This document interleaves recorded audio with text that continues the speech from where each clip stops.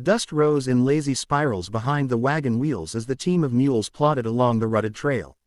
The sun was low, stretching shadows long across the scrubland, and the air shimmered with heat. From the brush at the roadside, a figure sprang forward, all nerves and grit. She yanked the bandana higher across her face, pistol clutched so tight her knuckles whitened. "Step down and hand it over," she barked, though the waver in her voice betrayed her.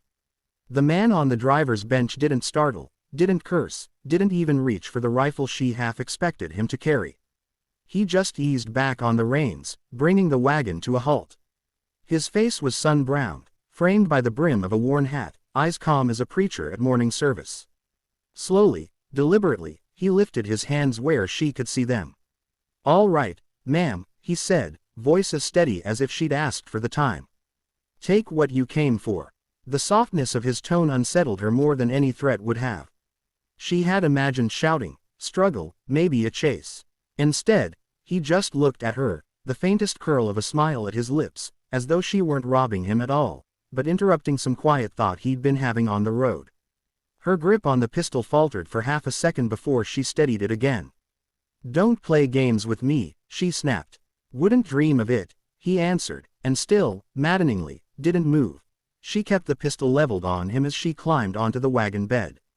The boards creaked under her boots, the smell of leather, grain, and sun-baked wood filling her nose. Her satchel hung at her hip, already half open, waiting to be stuffed. The first crate she pried open held bolts of cloth, row-spun, but clean, the kind she could trade in town for a fair price. She shoved several lengths inside her bag. Next she found a tin box of coins, not much, but enough to glint in the sunlight. The weight of it dragged down her shoulder when she slipped it into her satchel. The man never shifted, not even when she paused to glance at him.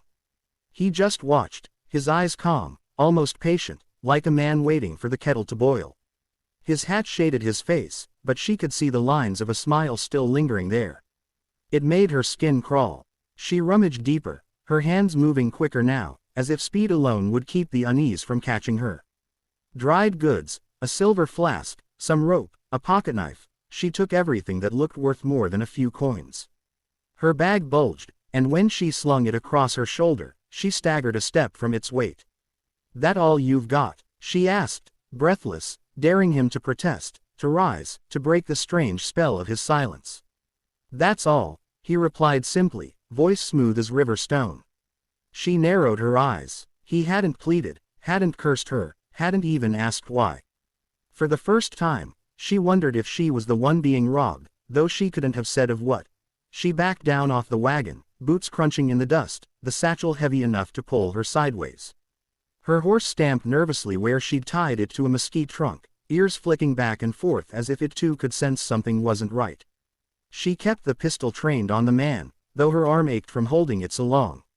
"You've been awful quiet," she muttered, trying to sound sharp, but the words came out thin, frayed at the edges. The man shifted at last, just slightly, tipping the brim of his hat back with one finger. The sun caught his eyes, steady, unreadable, as if he'd been weighing her this whole time. His voice, when he spoke, was low and certain.